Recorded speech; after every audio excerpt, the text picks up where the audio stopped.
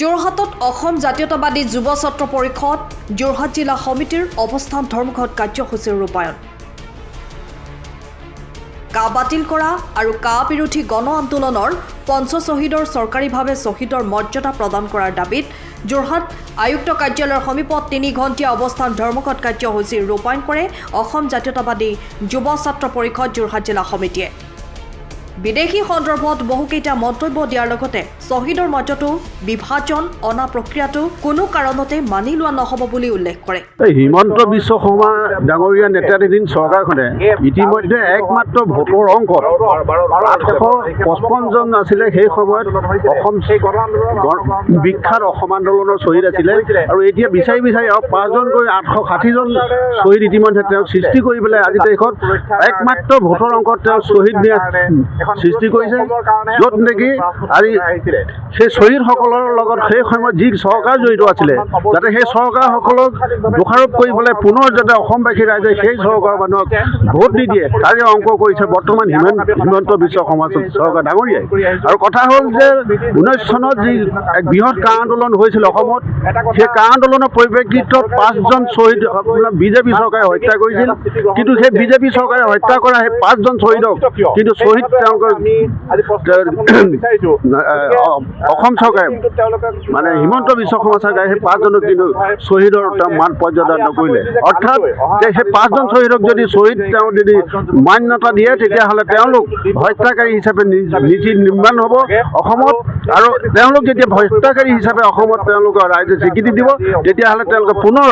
ভোটৰ অংকত তেওঁলোক জয়ী হ'ব বুলি আশা নকৰি এই পঞ্চশ্বহীদক হিমন্ত বিশ্ব চৰকাৰে পুনৰবাৰ তেওঁলোকে শ্বহীদ মান্যতাৰ পৰা বহিষ্কাৰ আঁতৰাই ৰাখিছে। আৰু অসম জাতীয়তাবাদী যুৱ ছাত্ৰ পৰিষদে সেই কা আন্দোলনত বিস্তৃতভাৱে জড়িত আছিল আৰু পুনৰবাৰ সেই পঞ্চশ্বহীদক তেতিয়া মান্যতা প্ৰদান নকৰিলে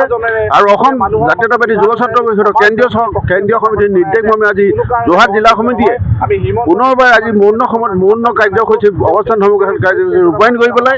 তেওঁলোকে আজি প্ৰতিবাদ সাব্যস্ত কৰিছে আৰু দাবী জনাইছে অসম চৰকাৰক যে অতি সোনকালে সেই পঞ্চশ্বহীদক পুনৰবাৰ তেওঁলোকে শ্বহীদৰ মান্যতা প্ৰদান কৰি পেলাই পঞ্চশ্বহীদক সন্মান জনাবৰ কাৰণে আজি অসম জাতীয়তাবাদী যুৱ ছাত্ৰ পৰিষদে দাবী জনাইছে। কালিৰ দিনটোত চৰকাৰে চৰকাৰীভাৱে অসম আন্দোলনৰ শ্বহীদসকলক স্মৰণ কৰিছে, তেওঁলোকৰ পৰিয়ালক শ্ৰদ্ধা জ্ঞাপন কৰিছে, ই নিশ্চিতভাৱে এক আদৰণীয় কথা। কিন্তু একে সময়তে আচলতে আমাৰ মনত এটা প্ৰশ্ন উদয় হৈছে যে 2019 চনৰ 11 ডিচেম্বৰ তাৰিখে যেতিয়া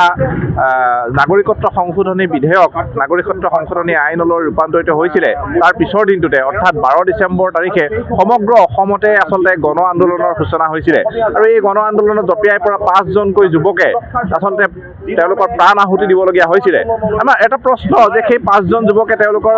নিজৰ লাভালাভৰ কাৰণে নিজৰ স্বাৰ্থৰ কাৰণে আচলতে ৰাজপথলৈ ওলাই অহা নাছিলে, অসমীয়া জাতিৰ কাৰণে, অসমীয়া ভাষাৰ কাৰণে, অসমীয়া জাতিৰ সুৰক্ষিত ভৱিষ্যতৰ কাৰণে তেওঁলোকে ৰাজপথলৈ ওলাই আহিছিলে। গতিকে সেই কেইজন যুৱক নিশ্চিতভাৱে জাতিটোৰ কাৰণে ত্যাগ কৰা একোজন বীৰ শ্বহীদ আৰু অসম জাতীয়তাবাদী যুৱ ছাত্ৰ পৰিষদকে ধৰি বিভিন্ন দল সংগঠনে তেখেতলোকক ইতিমধ্যে শ্বহীদৰ মৰ্যাদা প্ৰদান কৰিছে। আমি যুৱ ছাত্ৰ পৰিষদে তেখেতসকলৰ স্মৃতি যুগমীয়া হ'বৰ কাৰণে বিভিন্ন ধৰণৰ কাৰ্যসূচী ৰূপায়ণ কৰিছোঁ। কিন্তু এই সময়তো এটা কথাই আমাক বাৰে বাৰে আচলতে অন্তৰত আঘাত দিয়ে যে চৰকাৰীভাৱে সেই ব্যক্তিসকলক সেই 5জন যুৱকক যি আচলতে শ্বহীদৰ স্বীকৃতি সেই স্বীকৃতি প্ৰদান কৰা হোৱা নাই। এই গোটেই বিষয়টোত আচলতে এটা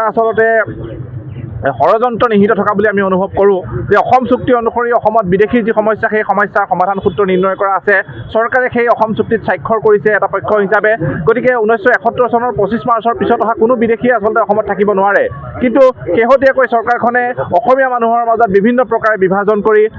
শ্বহীদৰ মাজত শেহতীয়াকৈ বিভাজন কৰি তেওঁলোকে আচলতে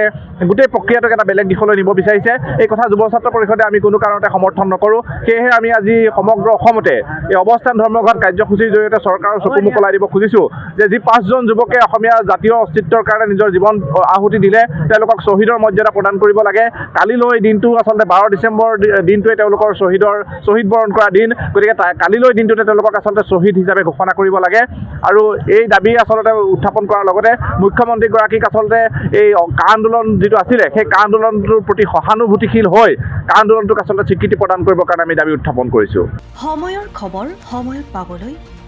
ফলো কৰক টাইম অফ আছাম।